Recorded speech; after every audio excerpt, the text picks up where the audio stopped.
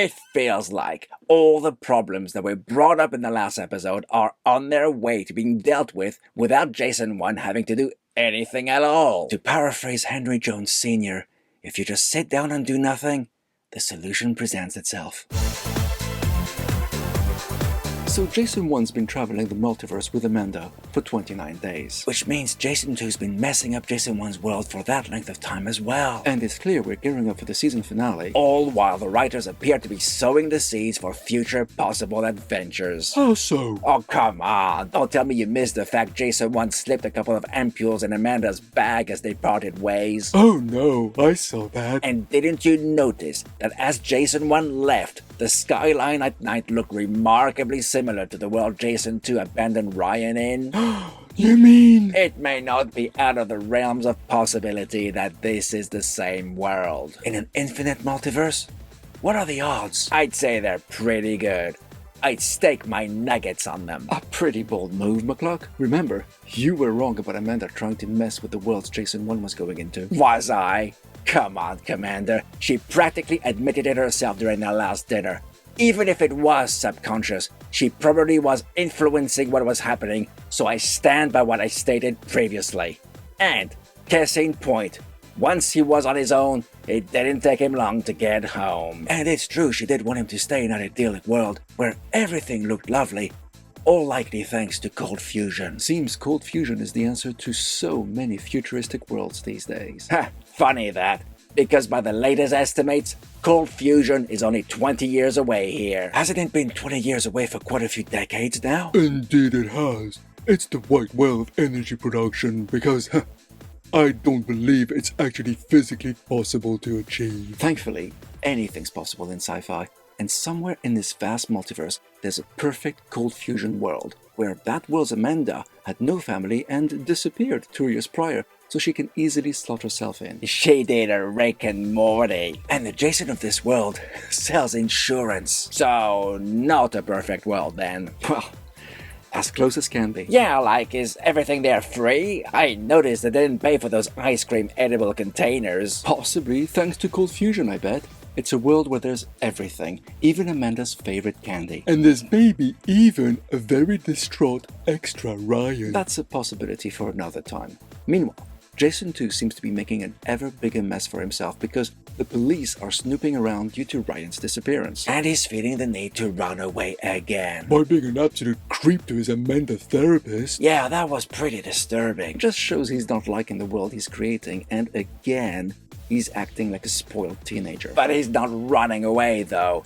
Just decides to resolve his Ryan problem by kidnapping a Ryan from another world. Which leads him to gain access back to his box. Talk about thinking inside the box. And this solved the issue from last episode about how could Jason 1 get back in his own world, which was simpler than the solution I'd come up with. It also had the virtue of getting Jason 2 to do all the work himself. And it made it easy for us to realize Jason 1 had found the right world. Just as he ran out of ampules. Did he though? When Jason 2 brought Ryan back, he threw up all over the place. But when Jason 1 stepped in, could you see any of Ryan's content? No content. Just an empty vial. The problem with infinite possibilities is you can never truly get back. That's the reality. For the sake of narrative consistency, it's likely he finally came home. But did he, though? Don't be surprised if that might be a shocking cliffhanger reveal in a couple of episodes' time. Well, be that as it may, Jason 1 is likely finally home. Although there was a pretty disturbing world where he snuck into his house and was looking at that world's Jason and Daniela just sleeping in their bed. Yeah, Jason 1 can be a disturbing creep just as much as Jason 2. Although I did like the subtle hint that Max was still alive when we saw the Frame family shot by the waterfall, only this time there were 2 kids. And Max had survivor's guilt because he lived thanks to a heart transplant and he couldn't get over that. Actually, it reminds me of that tree of remembrance Jason 1's family have, so on Charlie's birthday, all the family do is remember Max. Don't want to sound cold or anything, and losing a child is traumatic, but linking it to their surviving son forever by remembering it each year doesn't feel healthy in the slightest, especially for Charlie. It's like he can't celebrate his own life, but must always mourn his brother's instead. Just because Jason 1's the protagonist doesn't mean he's got his life sorted. I actually like that.